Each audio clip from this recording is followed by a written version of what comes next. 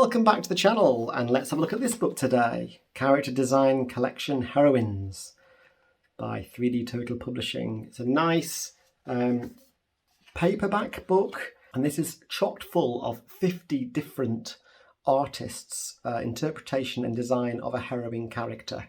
And it's got a collection for each of those of sort of preliminary sketches, some just experimentation, different poses before they settle on a final design in each case. So yeah, it's a really nice book. As you can see, it's absolutely chock full of inspirational poses and different types of characters. Images by individual artists as credited throughout the book. So here's a little smorgasbord of some of the content that we're going to be seeing.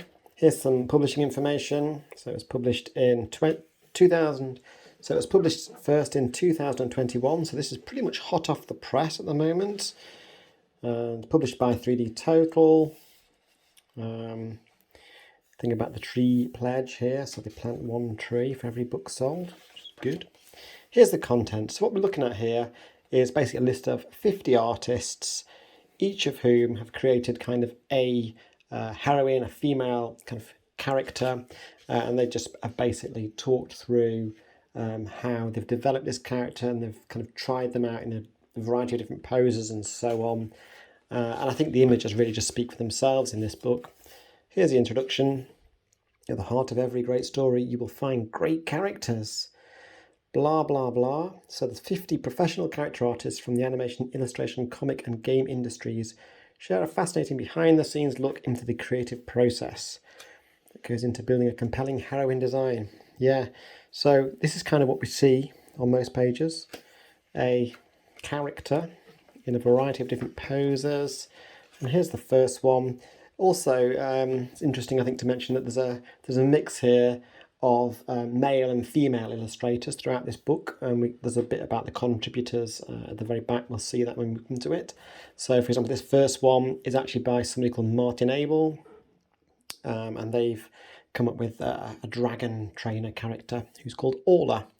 And I like the fact that you get a little story about kind of the character that's being designed, if you like, here in the top left corner, and then you basically get lots of little comments. And as you can see, here is Orla doing all the things that your average dragon trainer would be expected to do. And just like it, there's lots of very expressive designs. You get some close-ups of the face and different emotions, but you also get lots of the full body shots, striking different poses and so on. I think for all of them you get sort of a chosen design at the end, the kind of the one that they end up with, having experimented with various different views, angles, and kind of poses. Okay, moving on. Next we've got the vampire hunter called Sigrid, trained as a vampire hunter from a young age, by Chris Abels. I like this one. Reminds me of some of the kind of CGI films you get these days with really, really thin bits and really sort of shapely bodies, often a little bit sort of far-fetched and very extreme. Despicable Me, the characters are very much like that, I think, in those films. Anyway, yeah, again, really like these expressions, great. So that's all Sigrid, and this is the final chosen design. So you get the idea. In this book, you basically go through 50, you're treated to 50 of these, and I find it a really nice book, really inspiring. I love looking at sketchbooks as well anyway, you know, looking at how artists have kind of the things that they've explored in order to get to the final piece, I guess.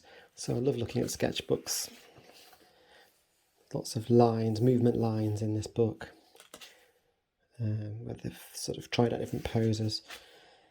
Here's the chosen design for this one, and so on. So you get the idea. There's basically 50 of these. So I'm going to just sort of show you through slowly, and you can have a little look. They're all very high quality, I think. Here's a suffragette.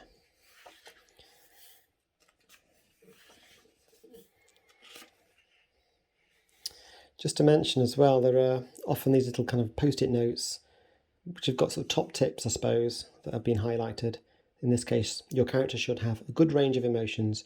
Even villains think they're the good guys. I try to avoid a one-dimensional take, instead seeing how far I can push the shapes without breaking the overall character. Yeah. There we go, here's an inventor.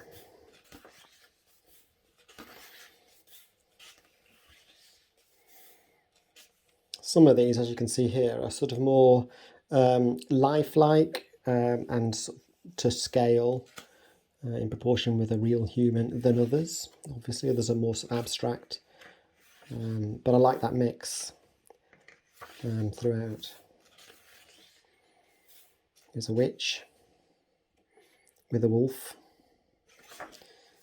I like these because I like the areas of dark colour, so kind of less sketchy and more sort of complete artworks in their own right, I suppose.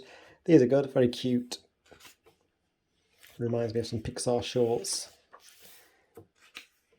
Here's some good stuff, like lots of little dance moves. What was this character? I didn't say. The dancer, of course. Ellie. Yeah, really cool. Bird superheroine, wow. That's slightly different.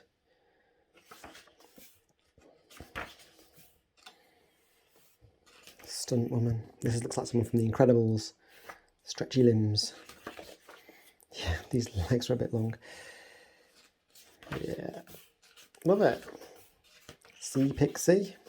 I'm going to keep going because we're nowhere near the end of this book yet.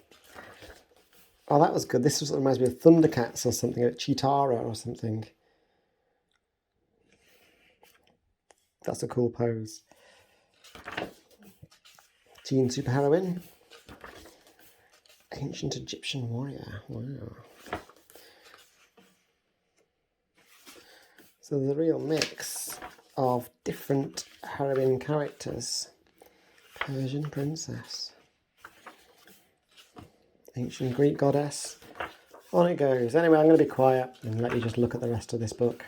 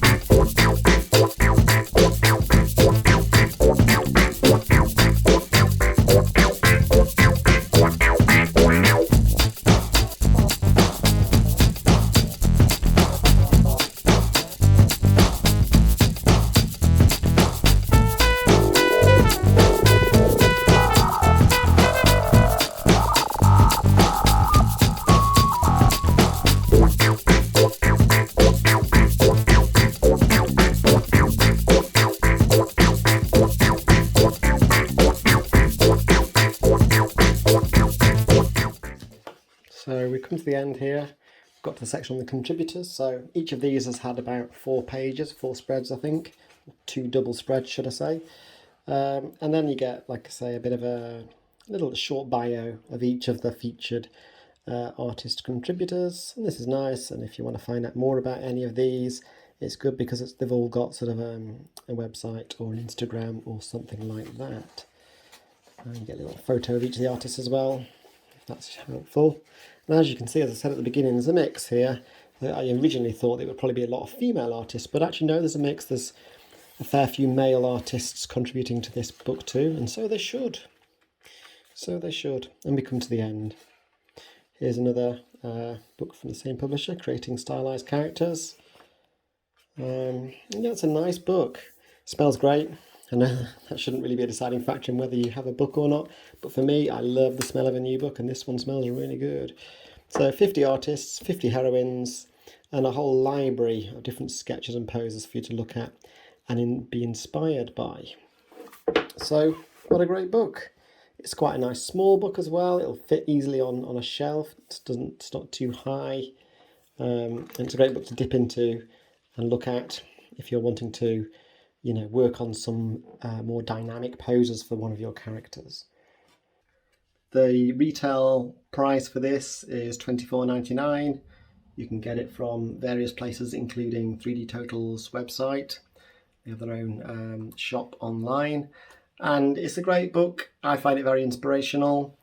If you want to draw cartoon characters in particular, or if you're creating comics, or any kind of illustration really for that matter, and you want female characters, strong heroine characters, then this is a great thing to use for reference and for inspiration. Hope you enjoyed the video, and we'll see you next time.